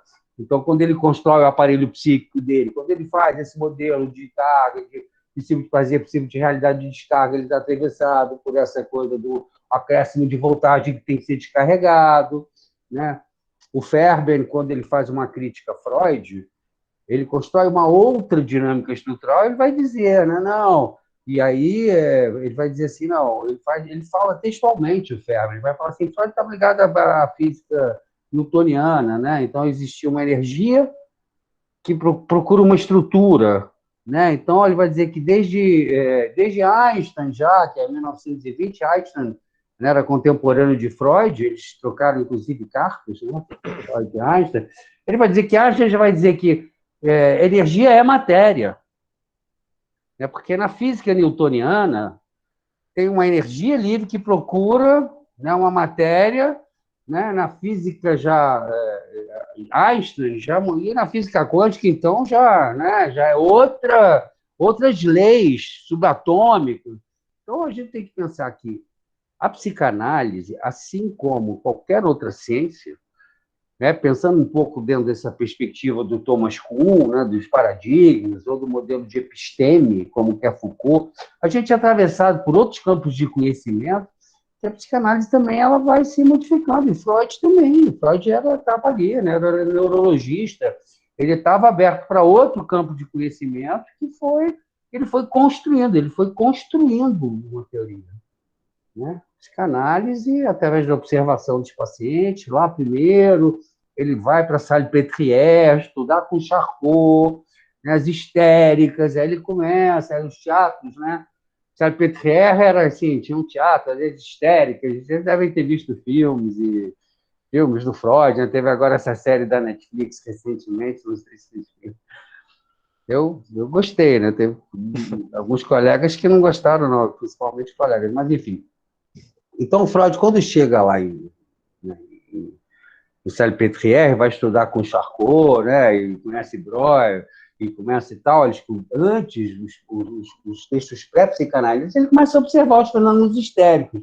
O outro psiquiatra da época, o neurologista do Janeiro, já tinha essa ideia de divisão da consciência, né? Então, a consciência, só que não se comunicavam. E aí Freud começa a observar, né? E o Charcot hipnotizava os pacientes, era aquele teatro, né? Vinha todo mundo, né? Vários, né, cientistas, médicos e tal, ver aquelas histéricas e tal, e o Freud começa a perceber que o corpo histérico era diferente de um corpo que tinha uma lesão funcional. Né? Então, ele percebe assim, que realmente aquilo as histéricas não eram umas mentirosas, não estavam, né, dissimulando. Então, por exemplo, tinha, sei lá, uma paralisia do braço, né, um sintoma histérico. Né? A histeria tinha 300 mil sintomas, né? Era um deslocamento. Né? A descrição dos sintomas histéricos era afasia, enfim, um monte de sintomas eram produzidos pelas histéricas na época. Então, por exemplo, tinha uma paralisia do braço esquerdo. Né? Aí eles iam lá e tal, e queimavam, espetavam, e realmente assim, não era uma simulação. A histérica não tinha, ela não sentia o braço.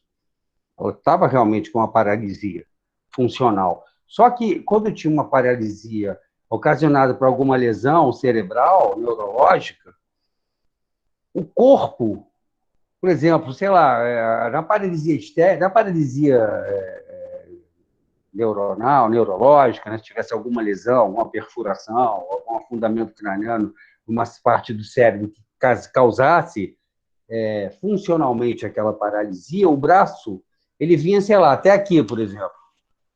O braço histérico não, tinha uma outra morfologia, era outra anatomia. Então, isso tudo, Freud, né, ali começou a pensar aquilo, aí pegou um pouco do Janet, a ideia de inconsciente também, o inconsciente freudiano é um conceito mais original. Então, Freud ali, através ele foi, jovem Freud, foi começando a construir todo um arcabouço teórico, né, que começa lá com as histéricas, aí ele não era bom hipnotizador, ele abandona também o sintoma hipnótico. Aliás, o Freud não era dos melhores clínicos do mundo, né, o que diz. Ele, inclusive, quando ele... Eu esqueci de falar para vocês hoje, em relação a isso que a gente estava falando, desses Freuds aí que eu mencionei hoje. Freud, ele tem chamado assim, nesse momento lá da estudiasteria e até dos sonhos, ele está lá atendendo os pacientes dele, né? E os pacientes, a maior parte dos pacientes relata casos de sedução infantil, e ele vai estabelecer a teoria da sedução. Aí até que ele descobre, né, que ele vai dizer, nas cartas que ele escreve para o Fritz, ele vai dizer, abandonei minha neurótica. Ele fica muito decepcionado quando descobre que era tudo... Né? Aí ele postula realidade psíquica, o conceito de realidade psíquica, e aí, mais uma vez, quer dizer, até esse primeiro Freud, da teoria dos afetos, o que ocasionava era a sedução, né? Eram o infantil, as crianças eram efetivamente seduzidas por adultos. Então, havia uma experiência real, concreta, na relação com os objetos de sedução. E aí Freud descobre que, assim, que, né, claro, poxa, o mundo todo é perverso, né, todo, né, tem um monte de abusadores, e ele começa a questionar. E aí ele escreve e fala, eu abandonei minha neurótica. E ele fica muito zangado, né? Ele escreveu, inclusive, ofendendo. Ele escreveu, não sei para quem, agora não me lembro exatamente em que livro que eu li, mas ele escreve, olha, esses bando de, né, aí distrata lá os pacientes dele, ele fica extremamente frustrado com a experiência clínica. Os caras mentiram para mim. Bom, e aí Freud começa, então, a cada vez mais a caminhar para o hiperpsíquico, a realidade psíquica, para não sei o quê, para as fantasias, blá, blá. E essa dimensão da relação de objeto, ela fica nesse período suspensa. Tá? E aí, o que vocês acham das relações de objeto? Posso fazer uma temos pergunta? Isso, perguntas. Eu posso fazer uma pergunta, já que você está falando, Ricardo, sobre questões de contexto histórico, que eu acho super interessante. Ele, como neurologista, por que ele dissecava peixe se ele tinha acesso, imagino, com facilidade a cadáveres humanos, etc., fora os pacientes, né? Eu não sei.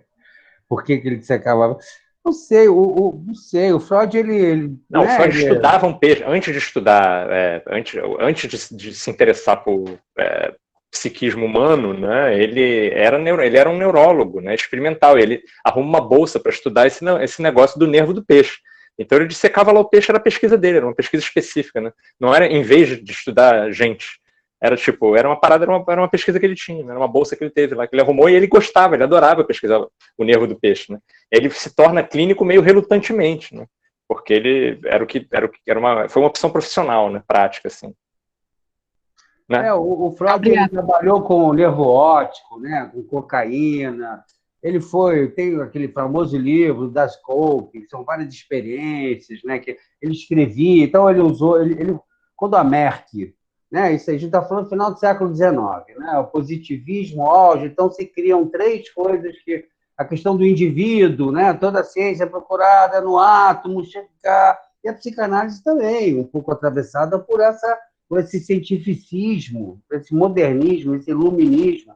Eles vão, então, assim, né? Aí chegar na purificação, o açúcar branco, a farinha branca e a cocaína. E aí descobre, e a Merck, acho que foi a Merck, que foi a primeira laboratória, eles dão para o Freud. Freud foi um dos primeiros médicos a receber cocaína como anestesia, porque ele estava trabalhando com o olho também, né?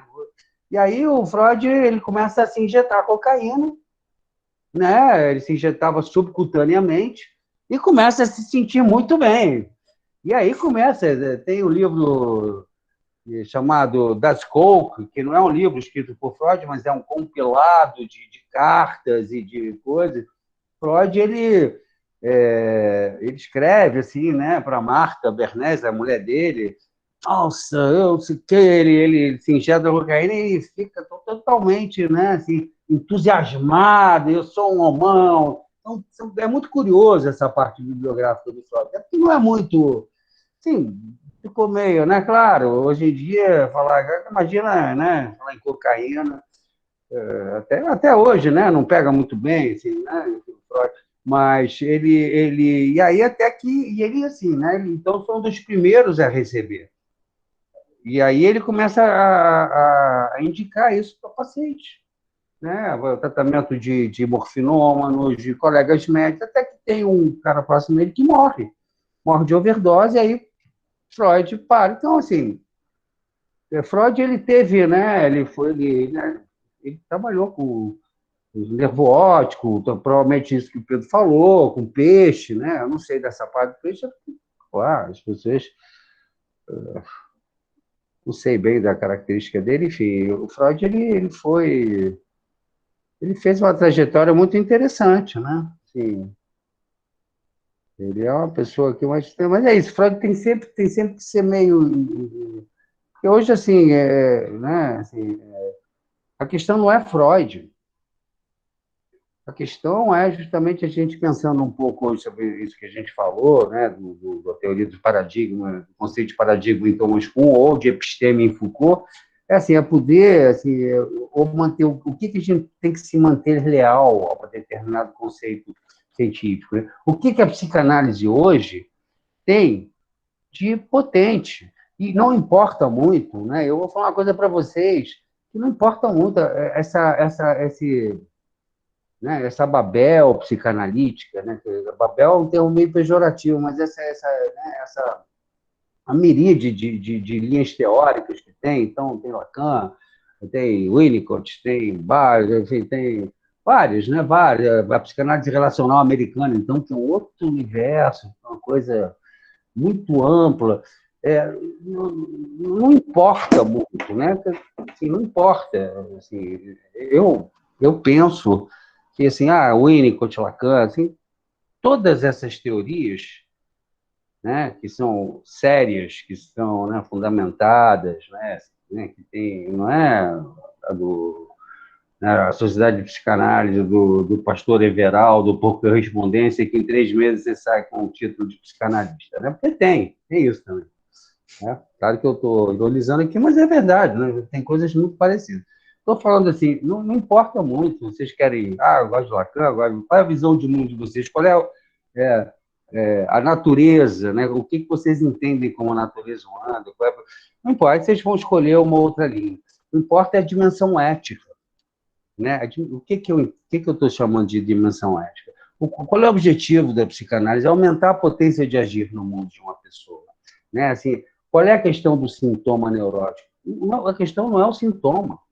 Todos nós somos neuróticos, né? De acordo com essa psicanálise estrutural freudiana. Neuróticos, psicóticos, né? Todos nós, não sei. Eu quero acreditar que todos aqui somos neuróticos, né? Nada contra, a psicose pode ser interessante também, né? E quem me disser que nunca teve um surto psicótico, toma uma garrafa de cachaça de uma vez, para ver se não vai ter pelo menos uma experiência psicótica. Pois é. Então, assim, a questão não é essa. Sintoma todo mundo tem, né? Como diz a música do Caetano, de perto ninguém é normal. A questão é assim, o que impede, o que diminui a nossa potência de agir no mundo? A questão é ficar aprisionado em determinado sintoma, né? Uma vez chegou um paciente para mim, sei lá, 12 anos atrás, falou, eu tenho um cacoete e tal, não sei o quê. Eu não tinha reparado muito, porque não... Aí eu olhei, tem um cacoete e tal. Eu falei, tá bom. Não, o cara era engenheiro, tinha uma posição assim, já tinha uns 35, 40 anos. Eu falei, não, a mulher dele, que ficava um pouco com a cacoete dele. Ela falou, você pode me ajudar? Eu falei, olha, eu não sei como te fazer cacoete. Não sei mesmo, não sei. A psicanálise não me dá isso, eu não sei. Tem outras técnicas, tem, né, terapia comportamental cognitiva, o cara fala, tira o sintoma, tem outras psicologias. Tem umas psicologias que trabalham no sintoma, a psicanálise não trabalha no sintoma. A gente trabalha, né, na relação de força. Então, assim, eu falei, olha, tudo bem.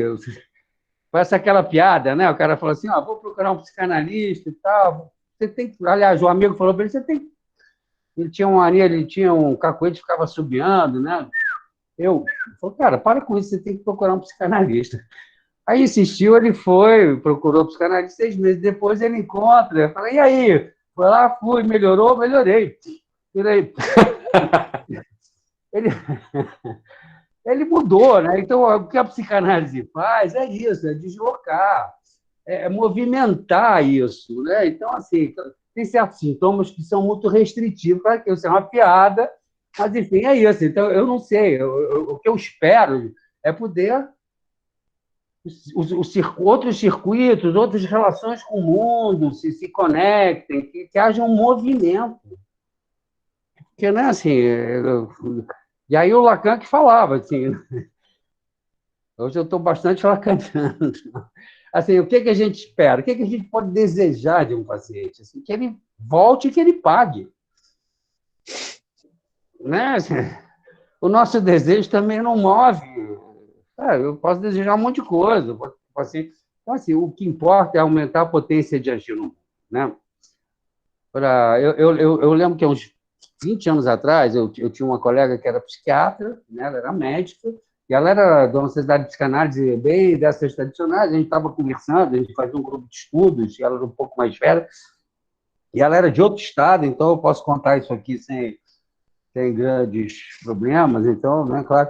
Ela falou que ela tinha um caso dela, ela estava tratando, isso, olha só, isso era 2000 e pouquinho, né? Não estou falando de 2020, que hoje, né, a gente está um pouco, espero que um pouco mais, melhorou um pouco nessa questão que eu vou falar. Bom, ele falou assim, eu tenho um paciente tal, que ele é homossexual e ele tem um fetiche. Ele só transa, ele só consegue ter tesão com anão. Anão, né? Anão, na época eu chamava anão. Aí eu pensei, caraca, esse cara só namora quando o circo está na cidade. Porque, assim, eu não conheço, eu não conheço, né? Eu nunca. Não tem, no meu campo social, eu conheço pouquíssimo. E isso assim, é engraçado, mas é seríssimo. A questão não é assim, se ele. Aí eu falei, cara, imagina assim, em 2000, isso era mais ou menos virada do milênio, do século passado, um cara que é homossexual, que já era muito restrito, né, porque era reprimido, as pessoas tinham. Né, não era. Hoje está um pouco melhor nesse aspecto, você tem redes sociais, você tem comunidade, a homossexualidade já está, né, homofobia, mas imagina 20 anos atrás. Então, cara, assim. E ele só conseguia manter relações sexuais com um anão. Assim, né? Assim, então, isso é extremamente restritivo. Eu falei, quando é que essa pessoa... Eu fiquei pensando, claro que isso virou meio um chavão, né? Eu estou contando para vocês, mas a questão não é se era não, se é baixo, se é alto, isso não importa. Qual é o fetiche? A questão é, assim, o empobrecimento da vida. Né? A gente fica preso num determinado padrão de comportamento que é extremamente empobrecedor e restritivo. E eu acho que, assim, não importa qual seja a teoria psicanalítica, não importa. Não importa se é Freud, não importa se é Lacan, não importa se é relações de objetos, se é um modelo misto, né? Não importa, porque, assim, claro que a teoria... Importa é a ética, como é que a gente pode, né, como psicanalista ou como psicoterapeuta, né, nessa relação com o outro, aumentar a potência de agir, né? Assim, com a nossa técnica, com a nossa teoria, com o nosso corpo, com o nosso afeto, enfim. Claro que a teoria é importantíssima. É importantíssimo. Sem teoria, a gente, né, aí é assimétrico, né, Pedro? A gente vira um amigo, pô. Não, vamos, pô, né? Hoje você me ouve, amanhã você também, pô, né? Porque ficar só ouvindo, a não ser que chega uma hora e fala assim, amigo, hoje eu estou precisando também, pô, conversar e tal, né? Então a gente vai tocando. Vai para o bar, tomar um porre, ou, sei lá, caminhar na praia para conversar, né? Enfim, a teoria é muito importante, mas também eu acho que, assim, a psicanálise, ela hoje está tão, assim, né? Assim, tem muita teorização. muita teorização. Eu, particularmente, eu prefiro os psicanalistas que privilegiam os textos clínicos, porque eu sou um clínico, eu não estou desconsiderando, né, eu acho muito importante que tenha pessoas que... Mas, às vezes, a teoria também, a gente acaba meio se perdendo um pouco nessa dimensão teórica, né? E o importante da psicanálise é a dimensão ética.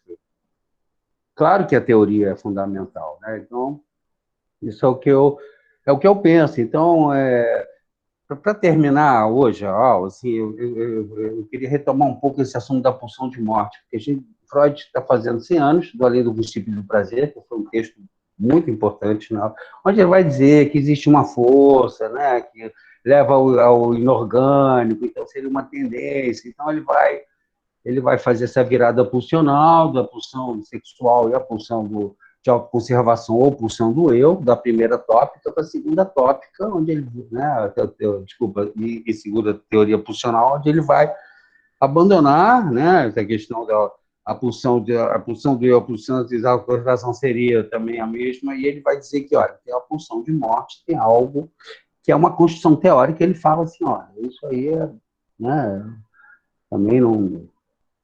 Eu estou usando isso, mas né, não é um dogma, mas é uma... Por isso que teve esse sábado, essa questão do acredito na pulsão de morte, para pensar assim, né? Claro que, às vezes, alguns teóricos das relações de objeto, principalmente Winnicott, que é um autor que é bastante atual, é chamado de ingênuo. Né? Eu não concordo. Isso não é uma leitura correta de Winnicott. Qualquer psicanalista pode, né, mesmo não acreditando, o que é acreditar na pulsão de morte? Qual é a natureza? É uma questão de natureza. O homem ele é, sei lá, essencialmente destrutivo, mortífero, né? Porque não é destrutivo, é mortífero, e aí, radicalizando também uma questão quase moralizante, existe um bem e um mal, vida e morte, né? Desde a origem, desde a essência humana, ou vocês podem pensar que existe uma força, né? Uma vontade de potência, pensando em Nietzsche aqui, que impulsiona o homem, que a agressividade também, que dependendo da relação com o meio ambiente, pode ser extremamente mortífero, sim. Pode, a gente pode matar, sim, a gente pode destruir o planeta, sim, claro, mas que isso não sei, agora, independente do que né, dessa questão mais metafísica, que é uma questão quase né, como é que vocês entendem a natureza humana, esses conceitos de destrutividade, eles podem ser utilizados independente disso, então... Tem muitas teorias na psicanálise que podem ser muito úteis para a clínica psicanalítica, independente né, se alguém aqui hoje... eu sei que a André está fazendo formação, não sei se tem mais alguém aqui né, que já esteja, eu não sei nem qual é a formação de vocês, na maioria, assim. Eu sei que no Rio não tem psicologia, né? Eu também não sei se vocês são todos da Unirio. Tem algum psicólogo? Não, aqui a galera é bem mista aqui. Tem gente pensando em fazer formação, tem psicólogo, tem gente da filosofia, tem gente que já é analista. Tem um núcleo de artes cênicas aqui também. Bom, que bom. Minha primeira formação era com cinema, né? Então... É bom poder. Então, é isso. A psicanálise tem essa possibilidade também, né? A gente... claro que quem tem uma graduação em psicologia acaba tendo, né, algumas vantagens, vamos dizer assim, mas não do ponto de vista teórico, não, do ponto de vista mais, enfim, enfim, experiência clínica, né, já na universidade, tudo, que pode ser interessante, sim, um pouco de estudo teórico também, mas a formação psicanálise, como vocês sabem, né, hoje em dia, pelo menos as instituições abertas, né, que são muitas, graças a Deus, hoje, vocês não precisam ser psicólogos ou médicos. Até 1970, se eu não me engano, no Brasil, só médicos podiam fazer formação em psicanálise. Que bom que mudou. Sim, claro. Mudou. E, se eu não me engano, até 1970 e poucos também não aceitavam homossexuais no Brasil. Assim, a psicanálise tem umas histórias que é isso, é composta por pessoas, tem atravessamentos, né? A história da psicanálise é muito rica também, né? Para poder entender essas relações de força e essa multiplicidade do campo psicanalítico. Tá bom, gente? Vocês querem fazer alguma pergunta só para terminar? Agora a gente não vai mais se ver. E aí, galera? Espera aí, alguém no chat? Ah, não. Foi ótimo, foi ótimo. Muito boas falas. Pena que acabou. Obrigado. Eu achei um pouco confuso hoje. Eu estava meio confuso. A questão anterior, eu queria ter explicado com mais detalhes, mas, enfim. Eu tive 2 obras hoje aqui em casa, os 2 banheiros quebraram, emergencial. Enfim, acho que eu estou meio infiltrações hoje, né? Os canos estão precisando de reparo. Foi confuso, Ricardo, foi rapsódico. Vamos colocar assim. Que bom, que bom. Temas paralelos, né? Você trouxe um monte de coisa, foi bem maneiro, cara. Tá bom. Então, agradeço bastante sua presença. Vamos pensar em futuras colaborações aí no seminário, claro. Repetindo isso, pegando um debate mais clínico, mais para frente, que a gente está pensando em fazer aqui no seminário, e aí a gente volta a tê-lo aqui como convidado. Tá ótimo, vai ser um prazer. E eu vou fazer uma pequena indiscrição aqui para vocês, mas digam que eu contei.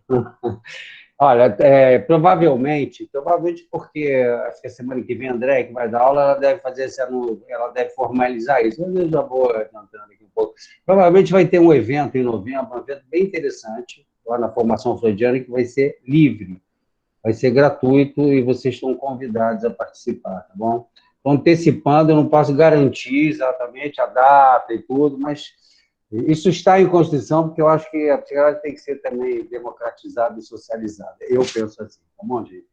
Tchau, valeu. Com certeza. Obrigada. Obrigado. Valeu, Ricardo. Obrigadão. Obrigado. Tchau. Tchau, então, gente, obrigado pela presença a todos, visíveis e invisíveis. Quarta-feira, no mesmo horário, estamos aí com a Andréia, a Andréia até estava aqui ainda agora. Então estaremos aí semana que vem com a Andréia para falar sobre o Psicologia de Grupo e Análise do Eu, do Freud. Então, beijo a todos. Até semana que vem. Prazer revê-las e revê-los. Até lá.